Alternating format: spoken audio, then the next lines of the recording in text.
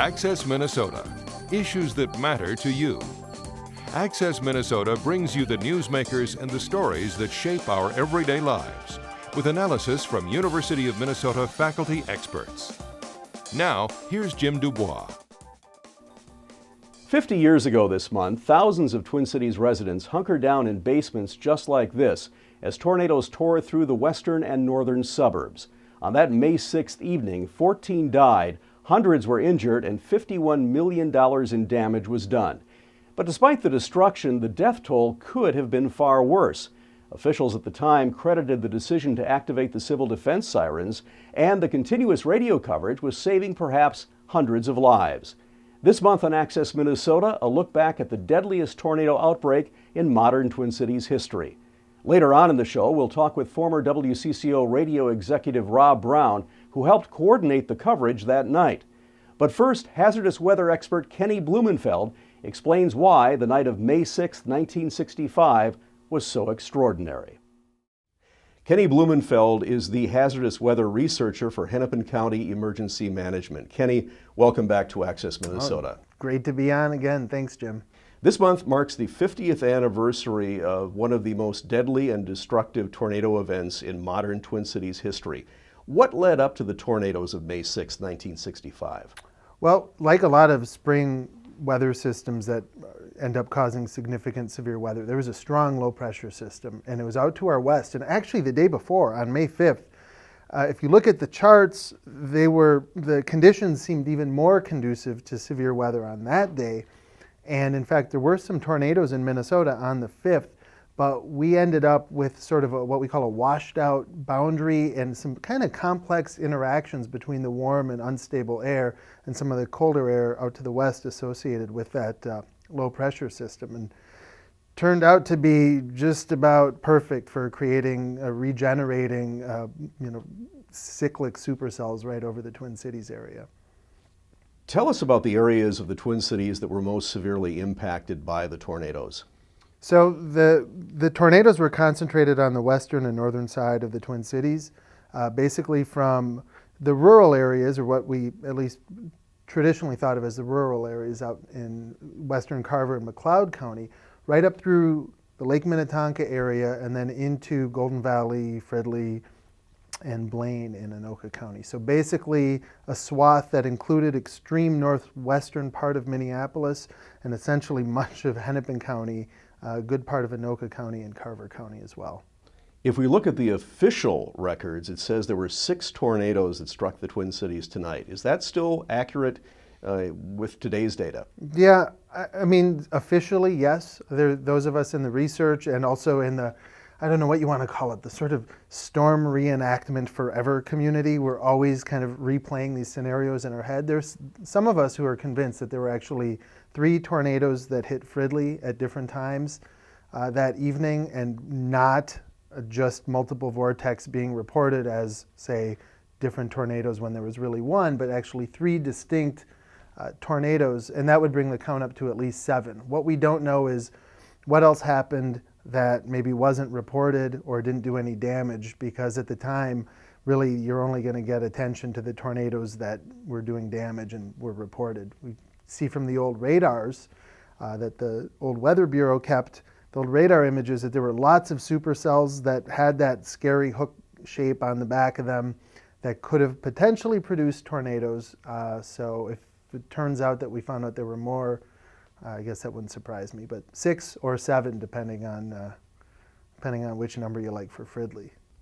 Let's talk for a moment about that 3 tornado controversy in Fridley. Sure. There are people who swear that 3 tornadoes impacted them directly, causing damage to their property. So if we look back in the history, there were maps that were created of the tornado tracks in the years immediately following 1965.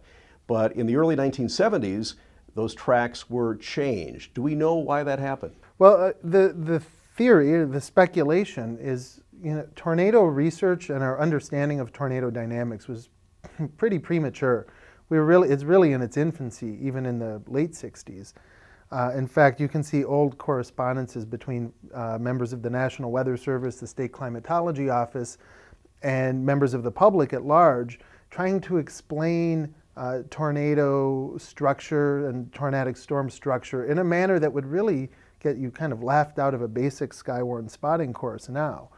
And so what had happened after a number of tornado outbreaks in the mid-60s, and especially in the early 1970s, it became clear, we had good video, Super 8 film, documentary evidence that tornadoes would produce what we think of as multiple vortices. So a single tornado around a single common core might produce these multiple suction vortices around that core. And at any one point in time, the video might show one of these suction vortices moving this way and another moving that way. And there was an idea that maybe these are being reported as two separate tornadoes, when indeed it's one tornado that's just sort of breaking into multiple pieces through this vortex breakdown process. But I think a reasonable theory is that we were only learning at the time that this is a thing. We were only learning in the early 1970s that these multiple vortices are common. They're common with some tornadoes. In my personal opinion, we may have jumped the gun in writing off some tornadoes that were actually two separate events and counting them as one. I think Fridley is one such case. And I think if you talk to people who witnessed it, they'll give you 3 different timestamps for the 3 different tornadoes. Whereas if it was just one tornado with multiple vortices, those 2 reports would come in at about the same time and be in approximately the same location. And from the folks that I've spoken with that have vivid memory, they're giving you 3 separate times with minutes at least in between these different tornado events. The May 6, 1965 tornadoes killed 14 people, injured over 600, and caused about $51 million in damage in 1965 dollars. How was that death toll kept down that night, considering that the tornadoes did hit some very heavily populated areas in the suburbs? Yeah, there was a combination of good luck, good technology for the time, phenomenal communication. I think everyone who survived probably has a story that has something to do with WCCO Radio. They served as sort of the central command center for a lot of the event, and I'm sure you've heard the radio tapes from that evening, but there were calls to action coming right out of WCCO, telling doctors where to report and making, basically sort of serving as the nucleus of communication for that. So that was helpful. The National Weather Service, or Weather Bureau, had recommended activation of the civil defense sirens, and that was really the first time those were used.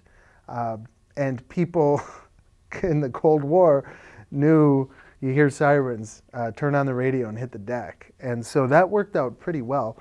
The death toll was, surprisingly low, considering how intense those tornadoes were. And if they were indeed EF4 equivalent, as 3 of them were ranked, if they were indeed equivalent of EF4s, that it's surprising that you would see a tornado of that strength over populated areas kill that few people. In a way, it's kind of hard to believe that we would look at something like that and go, wow, we made out really well.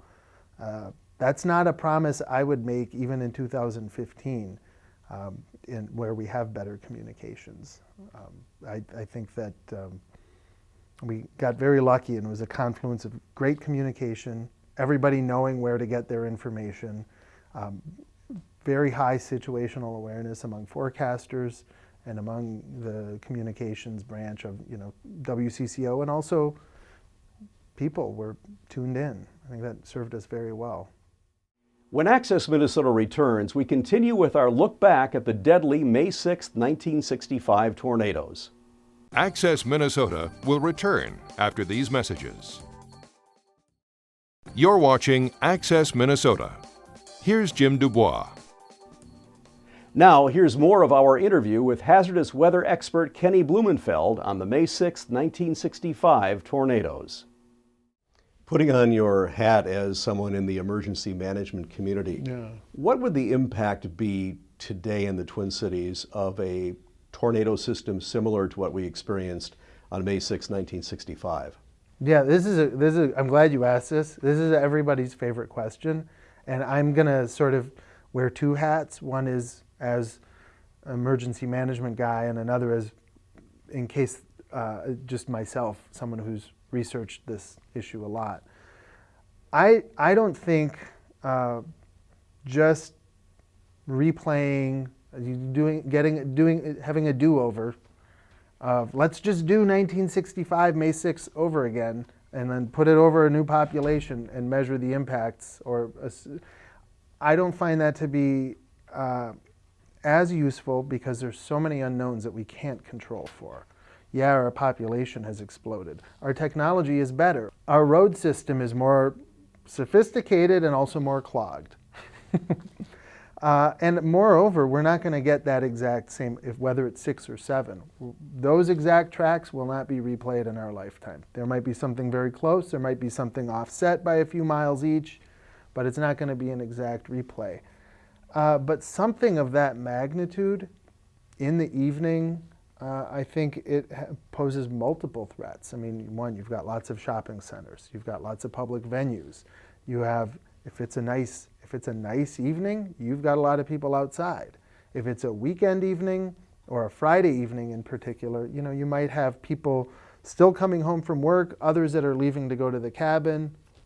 You might have others that are out at some, outdoor venue listening to music.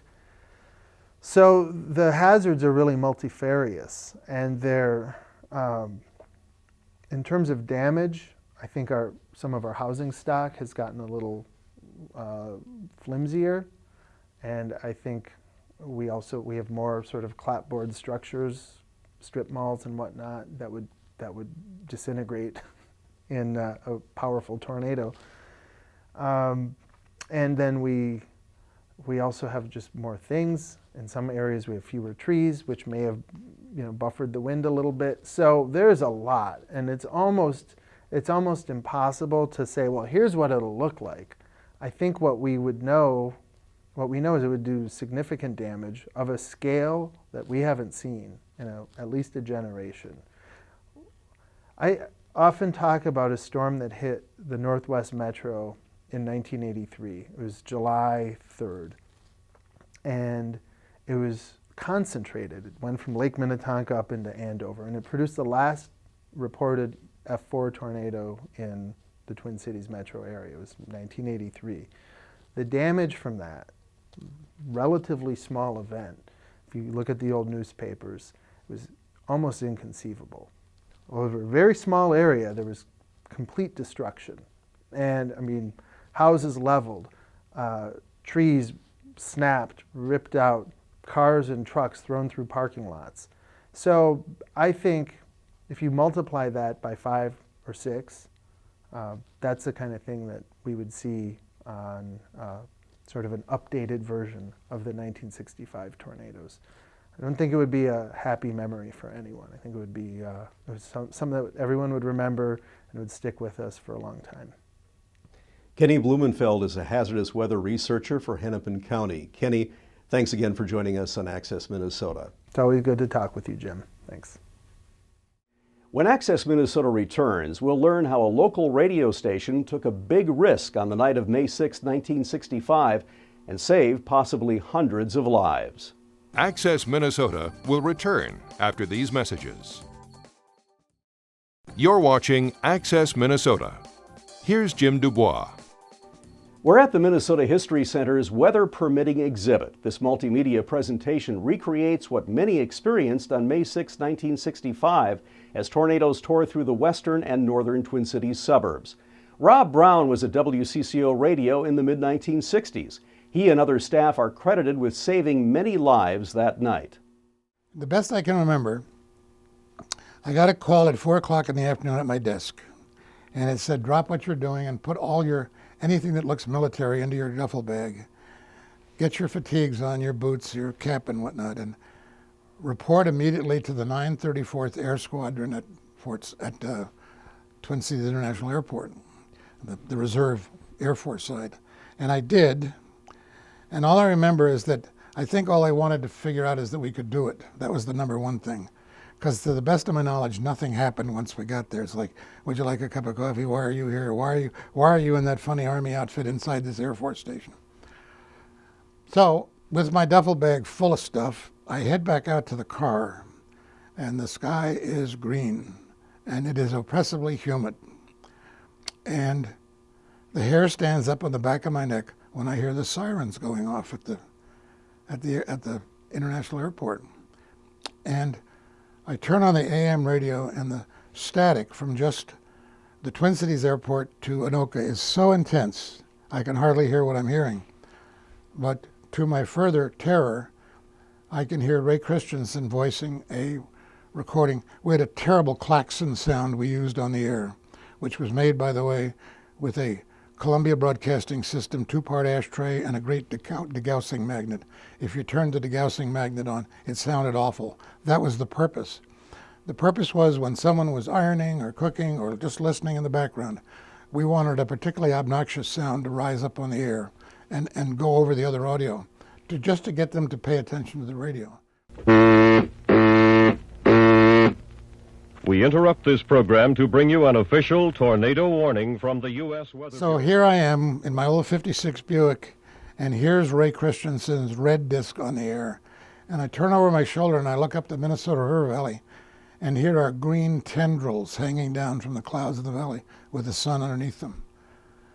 I don't remember driving downtown, but I must have pretty quickly, because by the time I got to the station, I think Dick and Charlie Boone, who were the professional announcers on the show that night, this would have been about 6:30, I think. It's about the time Chanhassen was hit. And by the way, people sometimes call this the Fridley tornado because Fridley deserves credit for having survived what may have been, we know it was 2 strikes, we're not sure it was the third one. But actually, there were 6 tornado systems, and we now use the word training to describe a weather system that moves across one spot, like thunderstorms that keep moving across one city. 6 systems from 6:30 to 9:30 touched down 24 times, roughly in the metro. The furthest out was Arlington Green Isle, where a farmer was killed out there, one of the few fatalities. So the broadcast was about 5 hours long. We can't remember going to the bathroom. And what you have to realize, none of us had ever seen a tornado and we had no windows. I think at some point, Dick, who used to handle the phones for the quiz show, which, by the way, they were also used for serious public affairs programming. I sat with Hubert Humphrey there one time, Governor George Wallace and other people. I think Dick may have said, if you're in a safe place and you can see something, call our honest-to-goodness line at 339-9111. We had set up tables for the flood coverage because it was a 24-hour process. And I was at the most splintery table of all. And somehow I started answering phones while Dick and Charlie are talking. Dick is reading what the Weather Bureau is sending us. Charlie is reading, if you're at home, go to the southwest corner of your basement, which is no longer true. And at some point, the calls start and the lights start to pop up. So I guess I was a call screener 50 years ago and didn't think of it as that way at the time. And the calls were phenomenal. Uh-oh, the lights are blinking. I hope we're all right. Must be. Repeating that we know of damage in the Minnetonka area and also in the Coon Rapids. We have one sighted right now, Dick. Hello? Yes, we see one now. It's out over the Fridley area, and it's dipping up and down. Where are you located? We're in Columbia Heights. You're in Columbia Heights? Yes, and it looks... Is it it's touching the heading ground? northeasterly. Is it touching the ground at all? It's not touching the ground, is it? It's pretty close. It's dipping up and down. Uh-huh. Moving back and forth? Is it moving back and forth? Yes. And it's going up now, and then it's coming down again, and it's different colors, green and pink and silver. And That's in the light of the lightning, of course. yes. Just where in Columbia Heights are you? We are on 46th and Johnson Street. We're just a few blocks off of Central and 46th. Mm-hmm. And when you look towards it, are you looking exactly northeast or... Are we looking exactly northeast? Northwest. Northwest, I see. And it's heading northeast. This and a ballpoint pen are the total of Dick's technical gear that night. We had no television station and no radio station had any radar. So what Dick is doing is saying, okay, you're in Minnetrista, and you see a funnel moving away from you towards the east, and you're calling for Medicine Lake, and you see it to the southwest. It must be around Highway 7 and so. Then Dick says, and I haven't heard this recently, if you're in Edina or St. Louis Park or southwest Minneapolis, you should probably be under cover by now. When we got out of the studio at 1:15 a.m., Dick said to me, do you realize the journalistic risks we took tonight? And what had happened, and this is the real reason the station deserved the awards it got, instead of politely reporting tornadoes after the fact, saying, boy, it's a mess, that night we turned radio into the distant early warning station. For 5 hours, we, first of all, think about this. In real time, there was a tornado reported. And now, oh my God, here comes another tornado. And an hour after that, another tornado. I don't get too much emotional anymore, but at 1:15, as we walked out of the studio, our switchboard operator had stayed on duty all night. And she said, somebody on the phone wants to talk to anybody who was involved in tonight's broadcast. So I'm the non-union management type. So I pick up the phone call, and it's a guy, and he says, I just want to tell you that you saved my family tonight. He said, I live in Fridley. We heard that the first tornado was coming. You told us to go to the basement. We don't have a basement. We have a crawl space. He said, we went to the crawl space, and nothing hit us that first time, but a neighbor's house was severely damaged, and the power went out, and we all came out in our driveways with our flashlights, and thank God our portable radios. Because 45 minutes later, you said, go down in your basements again in Fridley, because there's a tornado heading at you. Now, there may have been a third, I don't know, but he said, he had 3 episodes. He said the first time nothing happened to our house. The second time the garage was lifted off. But the third time, my wife and I lay on top of our children in the sandy crawl space under our house, and the whole house went away. He said, we owe our lives to you. The next day, Joe Strube said to us, and I couldn't believe it, and I couldn't believe it until recently, that the radio station may have saved 2,000 people that night. Because what he was doing from his National Weather Bureau experience is saying, look, we've seen things like this before, and we know how many people lose their lives. This was one of the most unusual outbreaks in the history of the U.S. Weather Bureau because of 24 touchdowns, and by the way, in just 35 miles. Well, the situation out here is very poor. The power is still off, and the twister that hit on the east side of the island, I happened to get caught in that in my car, and it came from the north. It came from the north across Black Lake, and I saw the twister approaching, and it was a water spout at that time. Yes, over the water it would be a water spout. And it appeared to be about, probably 25 to 30 feet in diameter and perfectly cylindrical. And I saw it coming. Of course, I didn't hear anything, and it came so fast that I stopped the car immediately and got down on the floorboard of the car, and there's no trees or anything there. It's a levee of a sort. So I thought I was perfectly safe. Well, it hit like a freight train, and it picked up my car with me in it and drove me about 150 yards out onto the lake and then into the lake. And suddenly the Volkswagen was up in the air, and suddenly it was in the lake with him in it. And when he got out, the headlights were still shining up from the water. And all he did is swam to shore and got to a pay booth and called us. That's the kind of stuff we had that night. That's all for this month's edition of Access Minnesota. We'll see you again next month. Thanks for watching. Access Minnesota. Issues that matter to you. Join us again next week as we bring you the newsmakers and stories that shape our everyday lives.